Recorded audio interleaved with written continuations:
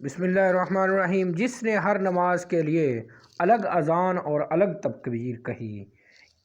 1675 حضرت عبد الرحمن بن یزید سے روایت ہے، انہوں نے کہا حضرت عبداللہ بن مسعود رضی اللہ تعالیٰ عنہ نے حج کیا تو ہم اذان عشاء کے وقت اس کے قریب مزدلفہ پہنچے۔ انہوں نے ایک آدمی کو حکم دیا، اس نے اذان دی اور اقامت کہی، پھر انہوں نے نماز مغرب ادا کی، اس کے بعد 2 رکعت پڑھی، پھر رات کا کھانا منگوا کر تناول فرمایا۔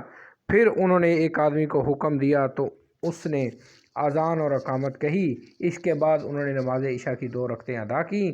جب فجر طلوع ہوئی تو فرمایا کہ نبی صلی اللہ علیہ وسلم آج کے دن اس نماز کے علاوہ اس مقام پر اس وقت کوئی نماز نہیں پڑھتے تھے۔